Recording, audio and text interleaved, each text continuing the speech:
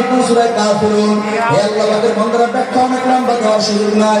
যখন মুনাফিকদের তালিকা আসছে, নবী আমার মুনাফিকদের তালিকা দিয়ে তাকায়া শুধু চেহারা দিয়ে তাকায় আর মুখটা মলিন করেন, তোমার না কত মহব্বত করি, তুমি বুঝি আমার সাথে মুনাফিকি করো? মদনারে বাজান, আল্লাহ ওদের চক্ষু আর আমাদের চক্ষু কিন্তু এক না। পেছনে বসে কে কি বলেন এগুলো কিন্তু বোঝেন, কিন্তু বাজান বলে না কেন? তার রেখে দুনিয়া আপনার আমার মতো না। ঘটনা এখন তো বুঝে বসে না। ইমামে আজম আবু হানিফা রাহমাতুল্লাহ আলাইহি বসান এক সূরায় বলে বুঝু করতেছে। ইমামে আজম আবু হানিফা রাহমাতুল্লাহ আলাইহি বলে এই তুই না চুরি করছো, ভাবরাই করে বলে বুঝু রাতের অন্ধকারে চুরি করছি ভিন্ন এলাকায়, আপনি কেমনে জানলেন?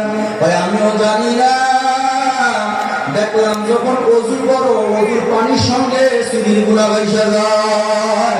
হে আল্লাহ আমার উস্তাদ মোহতারামকে দেখলাম কোন বুজুর্গ হযরতের সামনে যাইতেন না।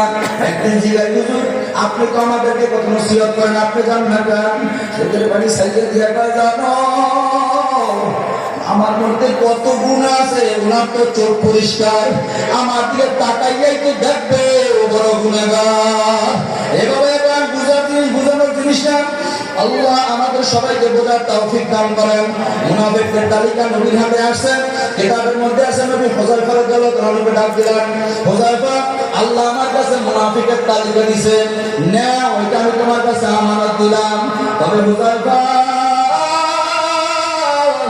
এই তালিকার মধ্যে কার কার নাম আছে তুমি কোনোদিন কাউকে বলবো না।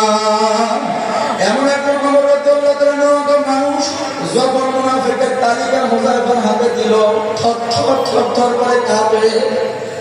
না জানি ওই মুনাফিকের তালিকায় আল্লাহ আমার নাম দিয়ে দিছে।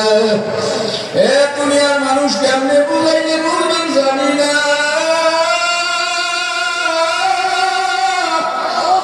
থর করে কাঁপে। দৌড়ায় গেল হুযায়ফা, এই তালিকার মধ্যে আমি ওমরের নাম আসেনি। হুযায়ফা রাদিয়াল্লাহু বলে আল্লাহ আমার কাছে আমানত দিয়েছেন, কাউকে বলতে নিষেধ করছে, চলে গেছে বাড়িতে কিতাব লেখে। সবাই সারা রাত ঘুমায়, হযরত ওমর রাতে ঘুমায় না।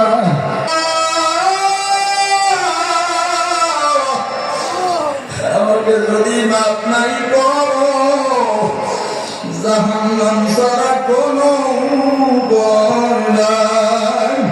কিতাবের মধ্যে একেবারে গুড়ি বৃষ্টি হতেছিল, ওই বৃষ্টির মধ্যে ভিজা হুযায়ফার বাড়িতে রওনা করলেন। রাত আড়াইটা বা 3টা বেজে গেল, দরজা দিয়ে যখন নক করলো, ভিতর থেকে হুযায়ফা